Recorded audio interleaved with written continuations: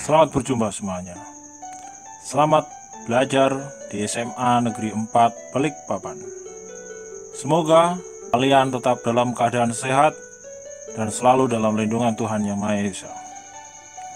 Pada pertemuan pertama ini, akan saya awali dengan perkenalan diri saya. Nama saya Joko Supriyanto. Kalian boleh memanggil saya Pak Joko. Saya mengajar mata pelajaran Bahasa Indonesia untuk kelas 10 IPA 4, 10 IPA 5, dan seluruh 10 IPS. Saat ini, saya tinggal di Gunung Sari bersama istri dan kedua anak saya. Dalam perjumpaan ini, saya hanya akan menyampaikan bagaimana model atau bagaimana gaya mengajar atau gaya pembelajaran saya. Saat ini kita masih menggunakan belajar secara daring atau online.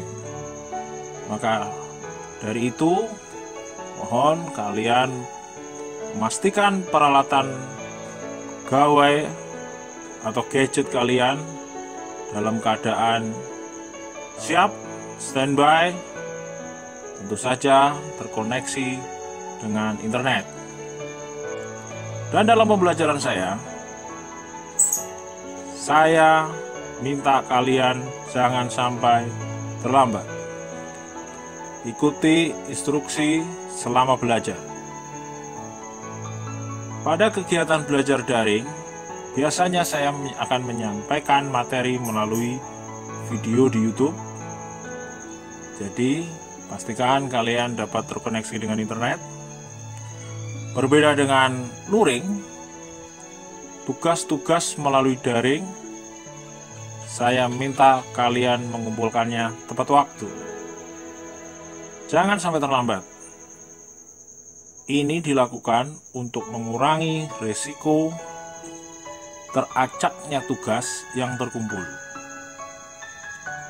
Kalian bisa membayangkan bagaimana 300 siswa mengumpulkan tugas secara bersamaan. Karena itu, kumpulkan tugas sesuai dengan instruksi. Saya tidak akan memberi tugas yang bertumpuk-tumpuk. Maka dari itu, jangan mengecewakan saya. Demi lancarnya kegiatan belajar mengajar, saya menyarankan agar kalian memiliki buku materi atau buku pegangan yang nanti akan saya informasikan.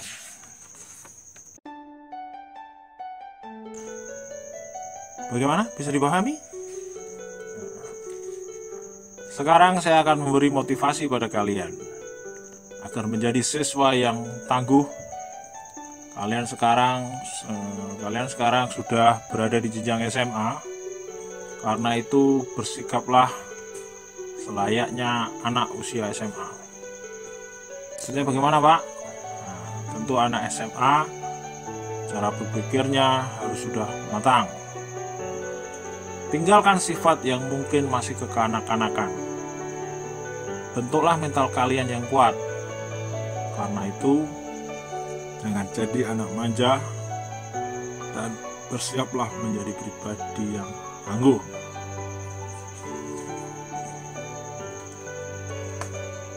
Kemudian tentang kalian yang sudah berada dalam penjurusannya masing-masing, baik IPA maupun IPS, yang tidak masuk sesuai dengan sesuai keinginannya tidak perlu